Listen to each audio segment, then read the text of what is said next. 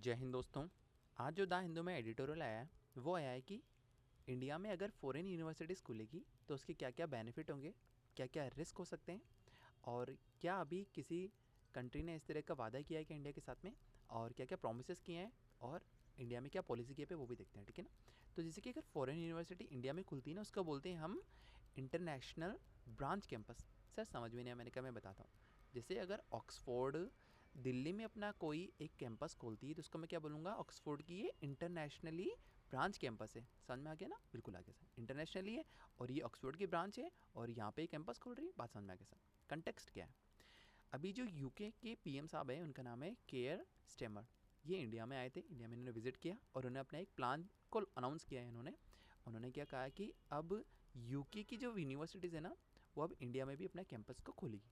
हमने कहा बिल्कुल समझ, जैसे कि ऑक्सफोर्ड, अच्छा ऑक्सफोर्ड यूके की है तो सर वो यूएसए वाली कौन सी, वो हार्वर्ड थी। हार्वर्ड होती है जो यूएसए में।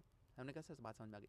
तो यूएसए, सॉरी जो ऑक्सफोर्ड है यूके की यूनिवर्सिटी, वो भी अपनी कोई ब्रांच कैंपस है ना वो इंडिया में खोल सकती है, जैसे कि बेंगलोर में या फिर हैदराबाद में कहीं ना कहीं अपना एक कैंपस खोलेगी। ठीक है ना, ऐसा यूके के पीएम ने कहा। ठीक है। और ये उन्होंने ऐसा क्यों कहा है, क्योंकि इंडिया और यूके का एक एग्रीमेंट है, उसको बोलते हैं इंडिया यूके विजन 2035 और एक सेटा। सेटा मतलब कॉम्प्रेंसिव इकोनॉमिक ट्रेड एग्रीमेंट। ये दोनों एग्रीमेंट है यूके और इंडिया के बीच में। इसके अंतर्गत इन्होंने कहा है कि इंडिया में अब कई सारी यूके की यूनिवर्सिटीज़ खुलेगी। उन्होंने ऐसा क्यों कहा है, क्योंकि उनको भी बेनिफिट होगा और अपन को बेनिफिट होगा। तो इंडिया को क्या बेनिफिट होगा, क्योंकि स्टूडेंट्स को क्वालिटी एजुकेशन मिलेगी। सही बात है। अगर ऑक्सफोर्ड का कोर्स अगर इंडिया में लॉन्च होगा तो सही बात है, इंडियन के स्टूडेंट्स को एक काफ़ी एक्सपोजर मिलेगा, कुछ नया सीखने को मिलेगा। और ऑक्सफोर्ड तो इतना बेटर है, वहाँ के एजुकेशन इतना बेटर है, तो वो इंडिया के स्टूडेंट्स को काफ़ी हेल्प मिलेगी उससे। सेकंड, यूके को भी काफ़ी हेल्प मिलेगी। कैसे, उनको एक नया मार्केट मिलेगा और बहुत सारा पैसा मिलेगा। कैसे, अगर ऑक्सफोर्ड में नया बच्चा एडमिशन लेगा ना, तो एडमिशन की फ़ीस में मिलेगी उसको, ऑक्सफोर्ड को। तो इस फीस से इनको काफ़ी पैसा मिलने वाला है। और ऐसा क्यों कर रही है वो भैया, इंटरनेशनली ब्रांच कैंपस क्यों खोल रहा है यूके की यूनिवर्सिटीज़, क्योंकि यूके में भी एक रिपोर्ट आई है कि यूके के जो कॉलेजेस हैं ना, वहाँ पे स्टूडेंट्स के नंबर गिर रहे हैं। मतलब कि फॉर एग्जांपल अगर ऑक्सफोर्ड में 400 सीटें थी ना, तो 400 सीटें भर भी नहीं रही अब। ठीक है ना। तो अगर सीटें भर जाएगी तो ऑक्सफोर्ड को पैसा ही मिलेगा ना अल्टीमेटली। ठीक है। फॉर एग्जांपल जैसे कि फ्यूचर में ऑक्सफोर्ड या फिर किंग्स कॉलेज है, वो अपना मिनी कैंपस बेंगलोर या फिर मुंबई में खोल सकती है। ठीक है। ये ब्रांच कैंपस क्या होता है उसको थोड़ा हम देखते हैं यहाँ पे। ब्रांच कैंपस का मतलब क्या होता है, मैंने बताया ना इंटरनेशनली ब्रांच कैंपस, मतलब कि ऑक्सफोर्ड अपना एक छोटा कैंपस मुंबई में खोल देगा। इसको बोलते हैं ब्रांच कैंपस। मतलब कि फॉरेन यूनिवर्सिटी अपना एक एक्सटेंशन सेंटर किसी और देश में खोलता है। बिल्कुल सही बात है, समझ में आ गया। मैं दो टाइप के होते हैं, या तो होता है फुल कैंपस, ये होता है लाइट वर्जन। फुल कैंपस का मतलब क्या होगा, मैं समझा दूँ। जैसे कि ऑक्सफोर्ड ने ना क्या किया है कि मुंबई में एक ज़मीन भी ली, वहाँ पर अपनी पूरी बिल्डिंग भी खड़ी करी। ठीक है। और यहाँ पे अपने टीचर्स को भी भेजा, यहाँ पे रिसर्च भी होती है, यहाँ पे उनकी लाइब्रेरी भी है, यहाँ पे क्लासेस भी, सब कुछ है। इसको बोलते हैं फुल कैंपस। हमें बात समझ में आए, लेकिन पूरा का पूरा कैंपस ही बना देंगे। और एक होगा light version. Sir light version क्या होता है, आपके कॉलेज में एक आईबीएम की लैब होती थी ना, याद है ना, आईबीएम लैब होती है ना, होती है। किसी किसी की गूगल लैब होती है ना। वहाँ पर अपन जाते थे, हर शनिवार को जाते थे और कंप्यूटर वगैरह चलाते थे। ऐसा कॉलेज में करते थे ना, बिल्कुल करते थे। जो बहुत अच्छे कॉलेज है उनको तो पता भी नहीं चल रहा होगा ये क्या होता है, पर जो मीडियम कॉलेज में उनको पता होगा कि जैसे आईबीएम लैब, गूगल लैब वगैरह होती है छोटे छोटे कॉलेजों में। उस तरह से मतलब कि लाइट वेज में लगेगा कि कुछ सिर्फ कुछ कोर्सेज को ही ये लॉन्च करेगा। ऑक्सफोर्ड वगैरह सारे कोर्सेज को लॉन्च नहीं करेगा। और ये भी कहाँ लॉन्च करेगा, कोई रेंट, कोई जगह को रेंट ले लेगा। फॉर एग्जाम्पल मुंबई में कोई सा किराने की दुकान वगैरह ले लेगा और वहाँ पे अपने कोर्सेज को लॉन्च करेगा। या फिर हाइब्रिड मॉडल, मतलब कि फॉर एग्जाम्पल कोई अगर कॉलेज है, जैसे कि कोई कॉलेज है महारानी कॉलेज है, ठीक है ना।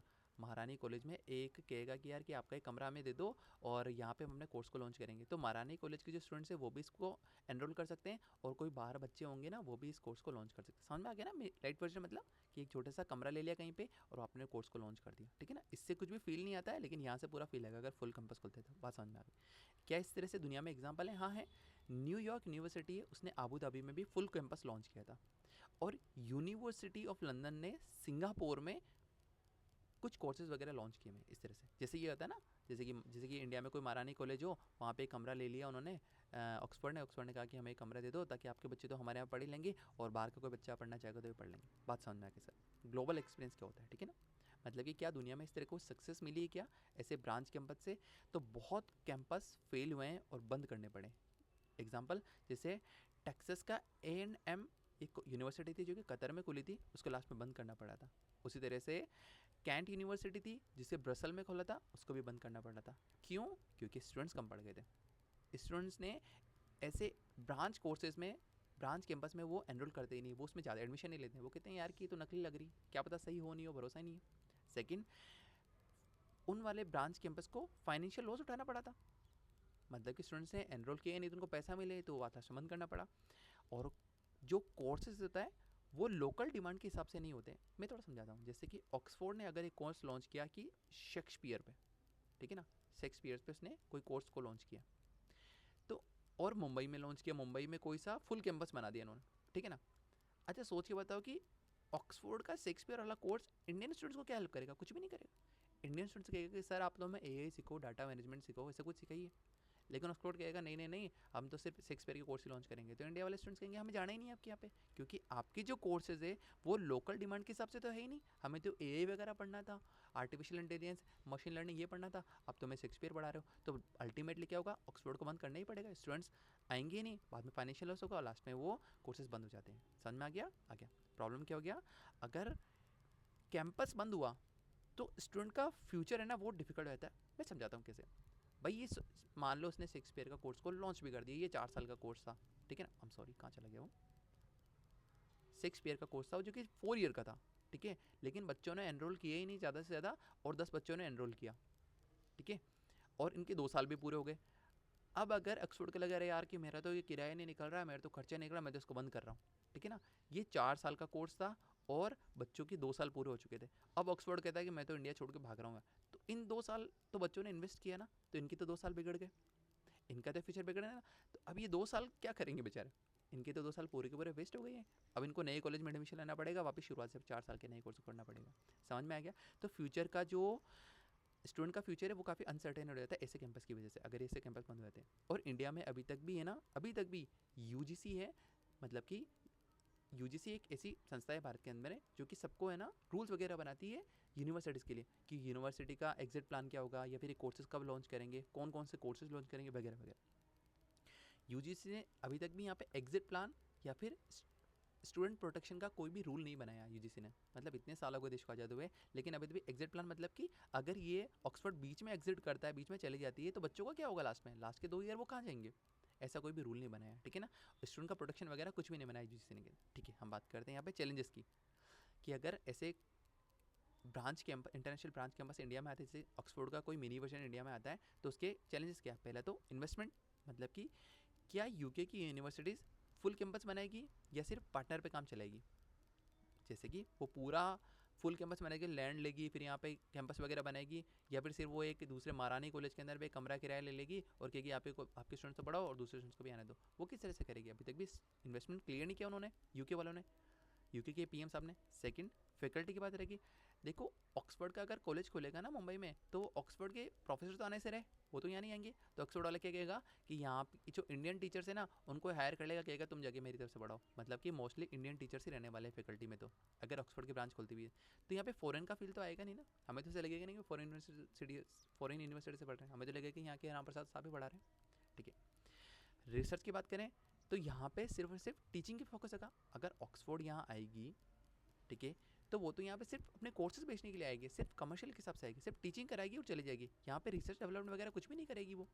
और सही बात है, वो रिसर्च और डेवलपमेंट होगा वो तो अपनी मेन यूनिवर्सिटी में करेगी, क्योंकि वो अपने जो अच्छे प्रोफेसर है वो इंडिया में थोड़ी बेचने वाली, नहीं बेचने वाली। रेगुलेशन की बात करते हैं तो यूजीसी ने अभी तक कुछ भी क्लियर नहीं किया कि उनका एग्रेडेशन किससे होगा। एग्रेडेशन मतलब परमिशन कैसी होगी, वहाँ की फ़ीस क्या होगी, स्टूडेंट्स के राइट्स क्या होंगे, वो कुछ भी उन्हें क्लियर नहीं किया अभी तक यूजीसी ने। स्टूडेंट राइट्स मतलब कि जैसे कि एबीवीपी एनएसयू है, वहाँ पे इलेक्शन लड़ सकेंगे नहीं लड़ सकेंगे, वहाँ पे प्रेसिडेंटशिप कैसी होगी, वैसे कुछ भी रूल्स वगैरह डिसाइड नहीं किया। ये मैं मजाक कर रहा था, बट स्टूडेंट के राइट्स वगैरह कुछ भी डिसाइड नहीं हुआ। जैसे कि अगर ऑक्सफोर्ड 2 साल में चली जाएगी तो बाद में बच्चों को क्या हेल्प मिलेगी, वो एक्चुअल रूल था, ठीक है। वैल्यूज़ वगैरह देखते हैं क्या, जैसे कि इंडिया में बहुत सारी प्राइवेट यूनिवर्सिटीज़ हैं, जैसे अशोका है, जिंदल वगैरह है, ये बहुत अच्छा कर रही है भी एजुकेशन के अंदर में। तो बाहर वाले की ज़रूरत क्या है, मतलब कि चैलेंजेस क्या है। एक तो इन्वेस्टमेंट का, कि ऑक्सफोर्ड क्या मेन कैंपस लगेगी, प्राइवेट वाली लेगी, हमें पता नहीं एक्चुअली। फैकल्टी कैसी होगी, क्या ये ऑक्सफोर्ड वाले खुद अपने मेन फैकल्टी को भेजेंगे या फिर इंडिया के किसी फैकल्टी को हायर करके कह देंगे आप जाके पढ़ाओ। यहाँ पे रिसर्च करेंगे या फिर नॉर्मल टीचिंग ही करेंगे, दिखती बात है टीचिंग ही करेंगे। वो रिसर्च वगैरह तो अपने मेन प्रोफेसर से करवाएंगे यूके के अंदर में। यहाँ पे रेगुलेशन क्लियर नहीं है अभी तक भी इंडिया के अंदर में। यूजीसी ने कुछ नहीं बताया कि एग्रेडेशन मतलब कि परमिशन, इसको परमिशन बोलते हैं, कि परमिशन कैसी होगी, फीस क्या होगी वगैरह, कुछ भी क्लियर नहीं है। वैल्यूज़ वगैरह कि इंडिया की पहले ही प्राइवेट यूनिवर्सिटी अच्छा कर रही है तो विदेश की क्या ज़रूरत है यहाँ पे।